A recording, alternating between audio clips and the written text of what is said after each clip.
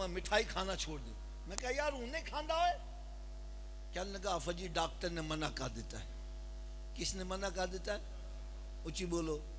मैं कहा छोड़ डॉक्टर को, खाया कर तुम।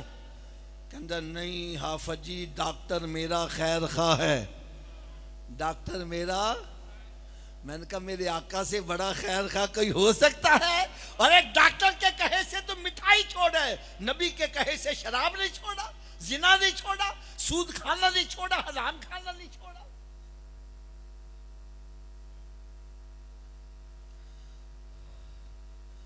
और मेरी बात कान खोल के सुन लो, इंसान जितनी भी चोरी करता है, डकैती करता है, हेरा फेरी करता है, फराड करता है, जगह पे कब्जा करता है, बहनों की जायदादों पर कब्जा कर रहा है, यतीमों का माल इकट्ठा कर रहा है, काहे के लिए? औलाद के लिए। किसके लिए करता है? जब मर गए तो औलाद कब्र में जाएगी? बोलो तो सही। दोस्तों को राजी करने के लिए शराब पीता है, वो कहते आसा ना शराबी और मत घबरा, असी तेरे नाल मरांगे, असी तेरा साथ नहीं चलांगे। क्यों जिस मर जाने फिर नाल मर देने। फिर कहते लै चलो कि बो नाल लो, कड्डो बारन। किथे नहीं तेरे घर वाले जिन्होंने से तू पाप कमांदा, जेड़े कहते सी मरांगे नाल तेरे, अज उन्हां भी बाजियां हारियां नहीं। अरे जितने तेरे खैर खा हैं कब्र में दफन करके वापस आ जाएंगे, कोई कब्र में साथ नहीं जाएगा। और मेरा नबी ऐसा खैर खा है कब्र में भी तशरीफ ले आएंगे। और मैदान माशर में जहां माँ इकलौते को छोड़कर भाग रही होगी, सरकार वहां भी करम नवाजी फरमाएंगे। अब यार जितने भी अव्वल से लेकर आखिर तक, बल्कि स्टेज से लेकर वो आखिर तक जितने भी बंदे हो, सच्ची बात करना, ऐसे आका को खुश करना चाहिए कि नाराज करना चाहिए? नहीं, सबकी नहीं आवाज आ रही यार, और ऊंची आवाज से बोलो। अगर खुश करने का नुस्खा मैं बतला दूं, अमल कर लोगे? उलमाए कराम बैठे, अगर मेरा नुस्खा गलत होगा मेरी इस्लाह फरमाएंगे, और अगर नुस्खा सही है तो सारे अमल करोगे। लो नुस्खा सुनो।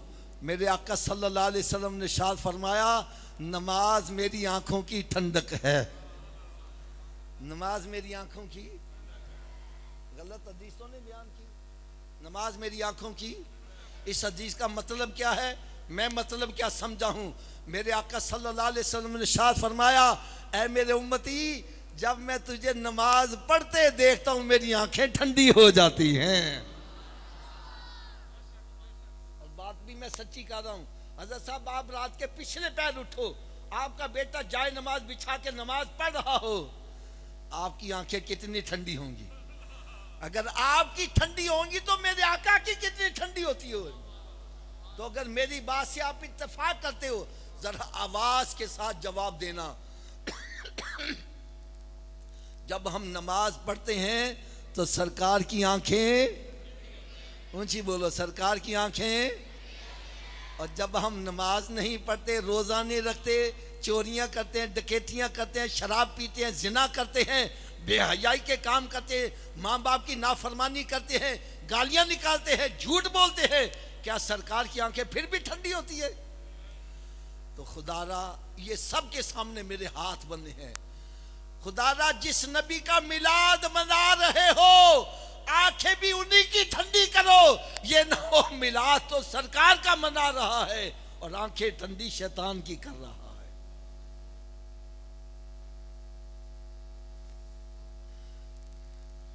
चले आखिर में मैं चंद एक सवालात करूंगा।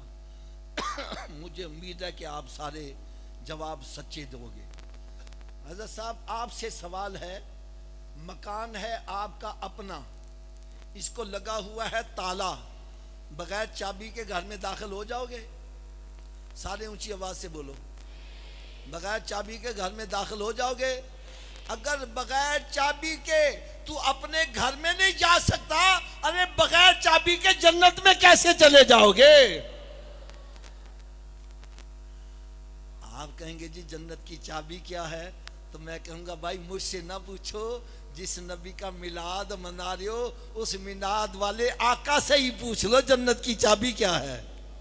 तो मेरे आका सल्लल्लाहु अलैहि वसल्लम ने इरशाद फरमाया, अस्सलातु मिफ्ताहुल जन्नह, नमाज जन्नत की चाबी है। ऊंची बोलो, नमाज जन्नत की। और ऊंची आवाज, नमाज जन्नत की। चलो हज़रत साहब आप बतलाओ, बगैर चाबी के जन्नत का ताला खोलोगे? आप बतलाएं, चाबी का बंदोबस्त मरने के बाद करना है या पहले करना है? तो फिर कर दे क्यों नहीं? जब एडमिट कर रहा है, तस्लीम कर रहा है, बगैर चाबी के मैं जन्नत का ताला नहीं खोल सकता। और चाबी का बंदोबस्त भी मरने से पहले हो सकता है, मरने के बाद। तो फिर जब मस्जिद से आवाज आती है हय्या अला सलाह, आओ चाबी के लिए, क्यों बैठा गप्पे मार रहा है? क्यों बैठा फिल्में ड्रामे देख रहा है? क्यों बैठा कारोबार कर रहा है? अरे तुझे चाहिए सब काम छोड़ के मस्जिद की तरफ आ। कोई पूछे हज़रत जी किधर जा रहे हो? बतला, मैं जन्नत की चाबी लेने जा रहा हूं। क्या लेने जा रहा हूं जी? ऊंची बोलो यार। अगर नाराज ना हो, हजरत साहब इजाजत दें तो थोड़ी सी कड़वी सी बात कह दूं। नाराज तो नहीं होंगे? हाथ बांध के कहने लगा हूं, अगर जन्नत की चाबी का बंदोबस्त ना किया तो कहां जाना पड़ेगा?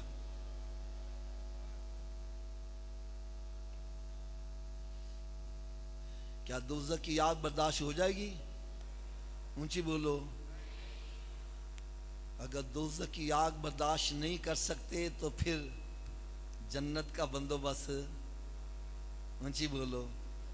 चलो हज़रत साहब आप बतला दो, क्या हर चाबी हर ताले को लग जाती है?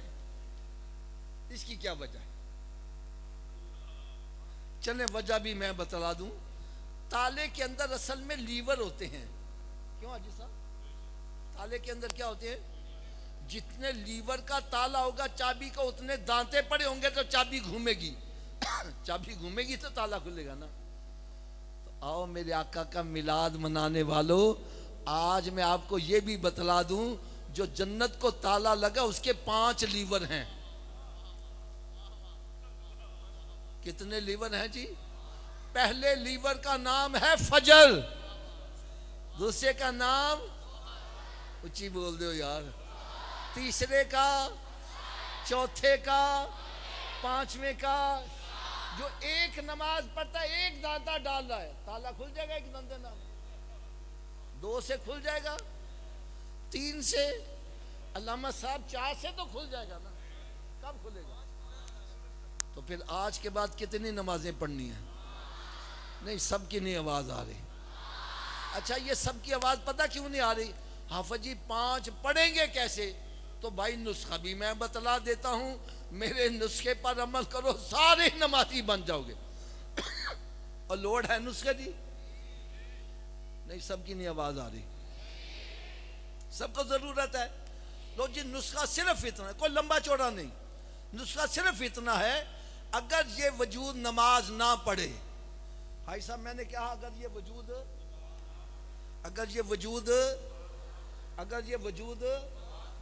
तो इस वजूद को रब का रिज़्क ना खिलाओ, ना रोटी खिलाओ, ना पानी पिलाओ। हज़रत जी बात भी मैं सच्ची कर रहा हूं। जो वजूद रब ताला के आगे नहीं झुकता, क्या वो इस काबिल है कि इसको रब का रिज़्क खिलाया जाए? रोटी सामने रखी है, अपने आप मुंह में नहीं जाएगी, पकड़ के ले जाओगे तो मत ले जाओ। ये रोटी मांगे, बोलो नहीं, पहले नमाज फिर बाद में रोटी। तो क्या ख्याल है, नमाजी बन जाएगा कि नहीं बनेगा? तो इस नुस्खे पर अमल कौन कौन करेगा? सारे हाथ ऊंचा खड़ा करके बुलंद आवाज से इंशाअल्लाह का नारा लगा दो। आज के बाद हमारी कोई नमाज कज़ा नहीं होगी, रमजान शरीफ का रोजा भी नहीं छोड़ेंगे, सरकार सल्लल्लाहु अलैहि वसल्लम की सुन्नत पर अमल करेंगे। यार ईमानदारी से बतलाना, हम सारे नमाजी बन जाए, मेरे आका कितना खुश हो। ये है मेरे आका का मिलाद। ये नहीं आए 2-4 नाता सुनिया, हाथ हिलाए, लंगर खाता थे, मुच्छा उतार देंगे, आओ गए। अरे यहाँ आओ, अपने रुख मदीने शरीफ की तरफ करके जाओ। यहाँ अब नुस्खे की सुबह की डोज भी सुन लो। मैंने कहा नुस्खा मुकम्मल सुना दूं। सुबह की खुराक करने, नाश्ते से पहले के नाश्ते के बाद? भाई ये नाश्ते से पहले वाली है। उतनी देर तक नाश्ता नहीं करना जितनी देर नमाज फजर न पढ़ लो। पहले नमाज फिर नाश्ता। क्या मैंने कहा जी? एक बंदा करना, सुबह उठन लगे देर हो जाए ते मैंने कहा ना पढ़ने से बेहतर है पढ़ लो। सुबह उठ के मुँह तो धोते हो ना, तो वुजू कर लो, 2 सुन्नत 2 फर्ज पढ़ लो, फजर की पढ़ लो, के बाकी पढ़नी आसान। फजर जी रह जाए, शैतान कहता अच्छा उन्हें कल तो पढ़ांगे ना, कल आवे ते ना नमाज पढ़ पावे। लिहाजा थोड़ा सा ऊंची आवाज से बोल दो, उतनी देर तक नाश्ता। वैसे मुझे लगता है ऐसे जैसे शैतान कान में फूक मारे, बोली ना कि नमाज पढ़नी ना पै जावे। और शैतान साडा दोस्त है कि दुश्मन? दुश्मन की गल मननी चाहिए ना, तो तुसा क्यों मानते भेजे? चलो जरा शैतान नु दुश्मन समझदा ऊंची आवाज ना बोले, उन्नी देर तक नाश्ता, जितनी देर तक नमाजे, और उतनी देर तक कोई अखबार रिसाला मोबाइल में कोई मैसेज नहीं पढ़ना जितनी देर कुरान पाक की तिलावत नहीं कर लेंगे। उतर कर हिरा से सूए कौम आया और एक नुस्खा कीमिया साथ लाया। अरे वो मुअज़्ज़ज़ थे जमाने में मुसलमान होकर, आज हम खार हुए तारिके कुरान होकर।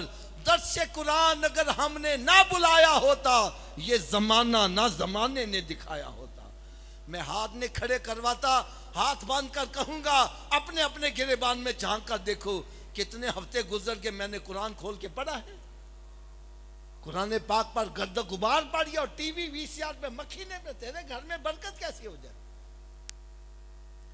मेरे आका सल्लल्लाहु अलैहि वसल्लम ने शाद फरमाया, अपने घरों को कब्रिस्तान मत बनाओ, अपने घरों को वीरान मत करो।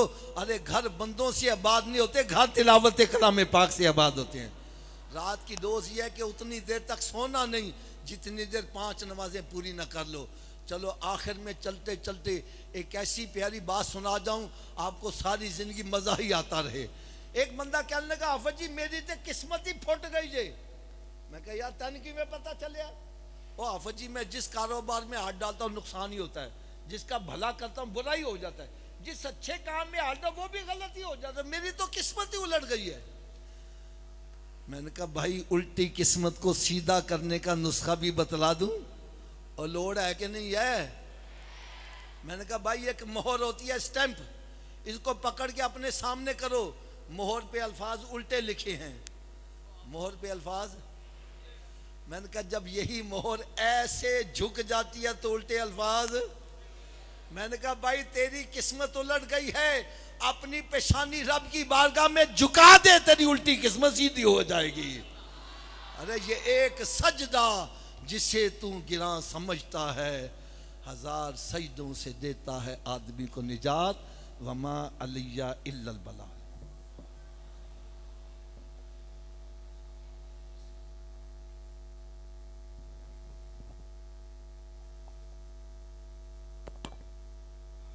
अल्हम्दुलिल्लाह, अल्लाह ताला का लाख लाख शुक्र है, मालिकुल मुल्क ने अपनी याद की तौफीक और मौका अनायत फरमाया।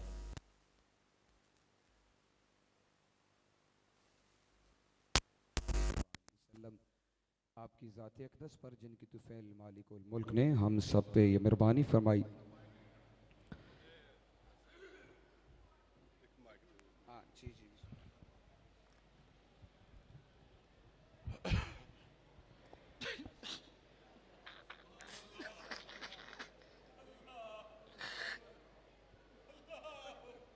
बिस्मिल्लाहिर्रहमानिर्रहीम।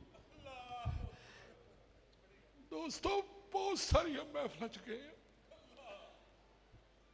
इस तो पहले ये समझते सा कि लोग ऐलान करते ने, बुलाते ने, मजमा इकट्ठा करते ने अपनी शोहरत से, अपने नाज से।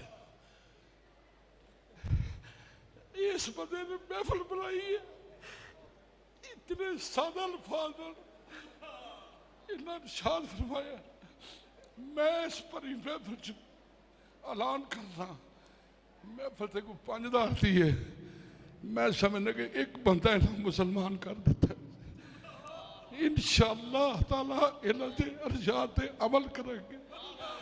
लोग मदीने जो के मुसलमान होते हैं, मैं इस महफिल बनाने वाले दी महफिल चो मुसलमान होकर चल। जज़ाकल्लाह।